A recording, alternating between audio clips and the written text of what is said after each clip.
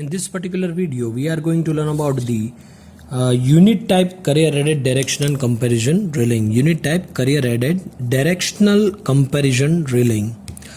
So, this protection takes advantages of the fact that as the fault location changes from just ahead of the bus to just beyond the bus, the nearest directional relay sees a sharp change in the fault direction, whereas the remote relay does not see any change in the direction of the fault.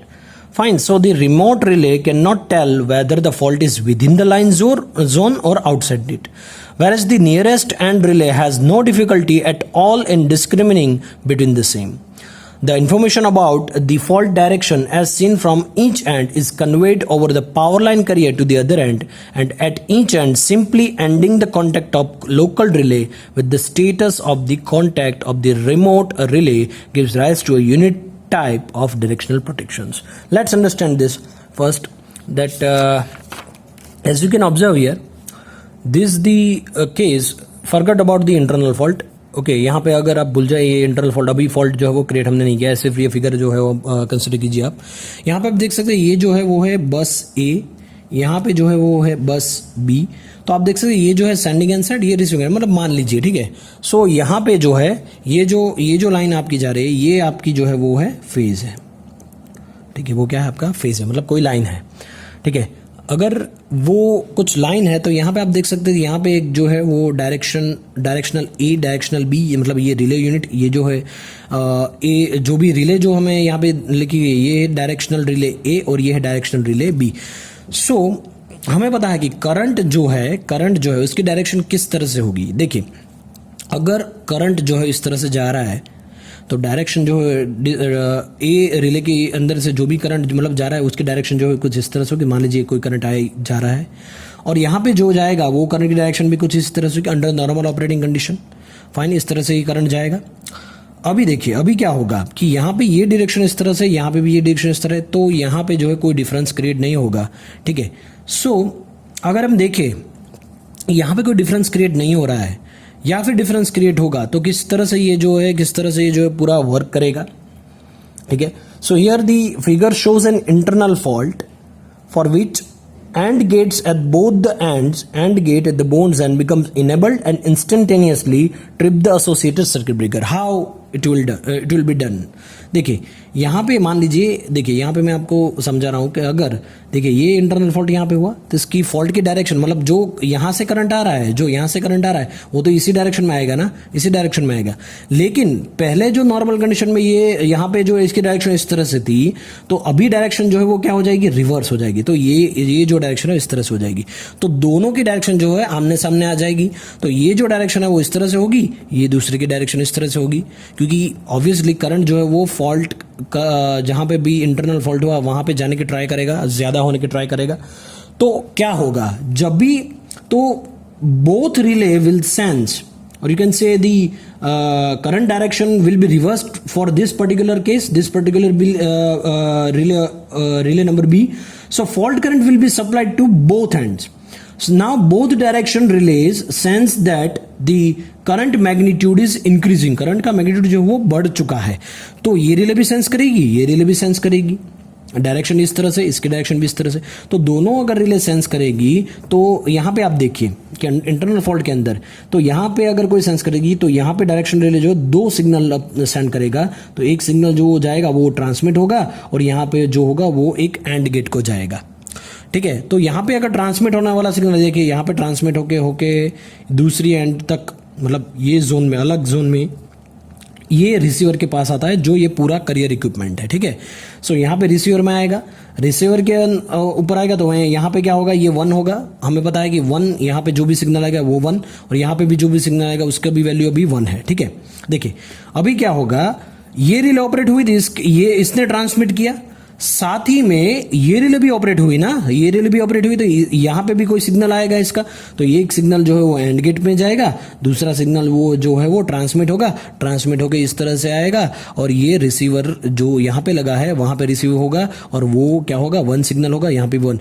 तो देखिए यहाँ पे and gate के अंदर अगर हम input दे 1 1 तो output आपका होगा 1, यहाँ पे भी 1 1 आउट इनपुट है तो आउटपुट कितना 1, तो ये 1 अगर सिग्नल यहाँ पे जाएगा तो वो ट्रिपिंग सिग्नल कहलाएगा और सर्किट ब्रेकर को ट्रिप कर देगा। तो यहां पे भी सेम, तो सर्किट ब्रेकर को क्या कर देगा, ट्रिप कर देगा।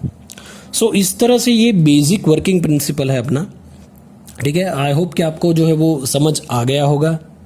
While in the case of, देखिए यहां पे तो ये इंटरनल फॉल्ट हुआ, अगर ये एक्सटर्नल फॉल्ट हुआ, देखिए तो ये सेकंड केस है अपने पास, अगर ये एक्सटर्नल फॉल्ट मतलब ये अपने जो प्रोटेक्टेड जोन है उसके बाहर की साइड अगर जो ये एक्सटर्नल फॉल्ट हुआ तो क्या होगा, यहाँ पे एक्सटर्नल फॉल्ट के अंदर जो डायरेक्शन होगी, ये डायरेक्शन कुछ इस तरह से होगी, लेकिन इसकी डायरेक्शन भी ये कंसिडर मत करिएगा, यहाँ पे डायरेक्शन कुछ इस तरह से होगी।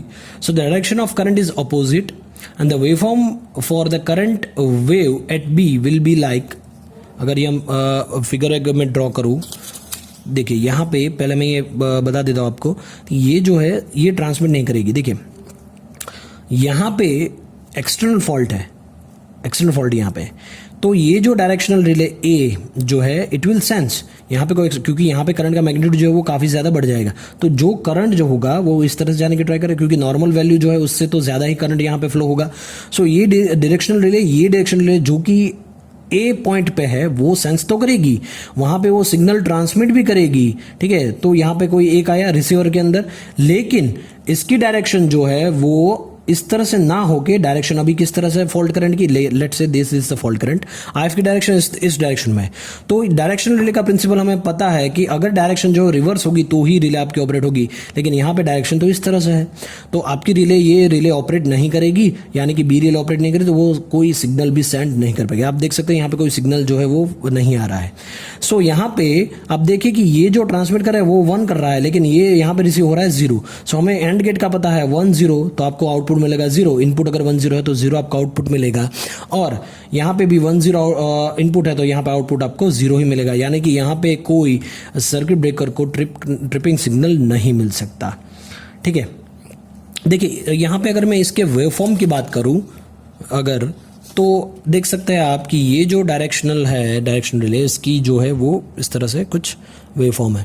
देखिए ये जो है वो है end A current for internal as well as external fault, ठीक है।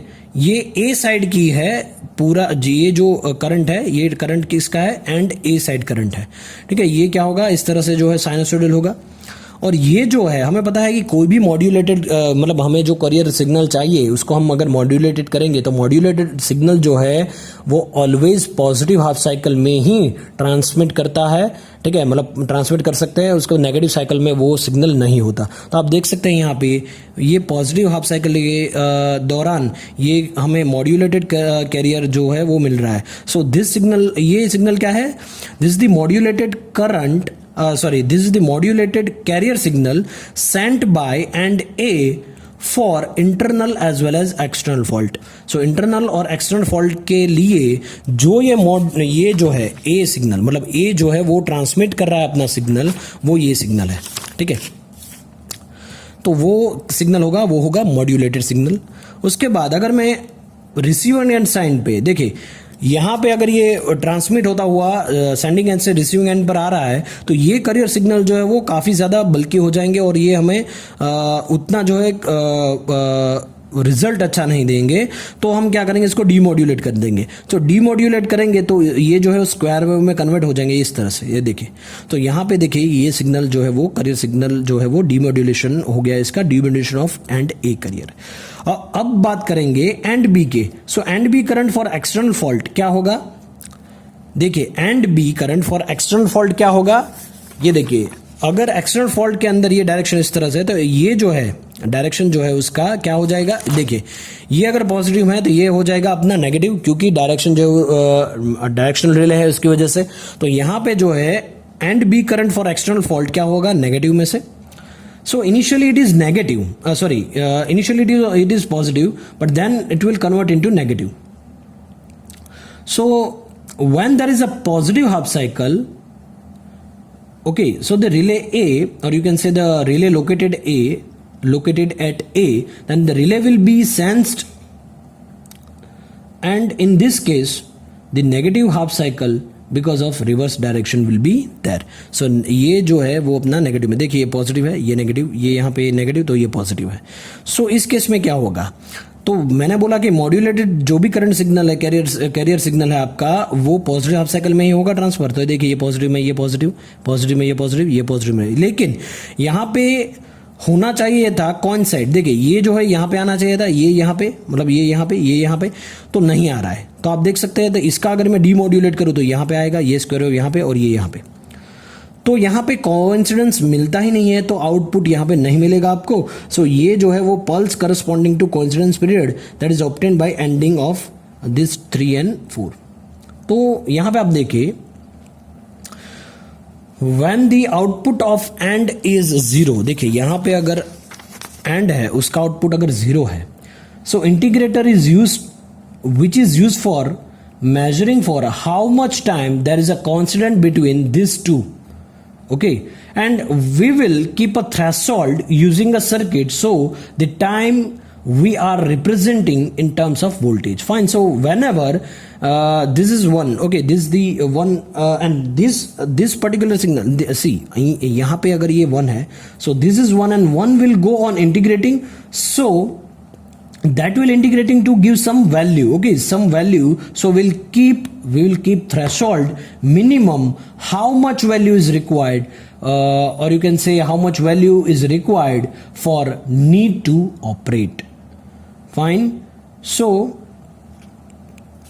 यहाँ पे हम देख सकते हैं कि ये कौन साइड होना चाहिए, तो ही आपका सिग्नल जो है वो ट्रांसफर होगा. ठीक है.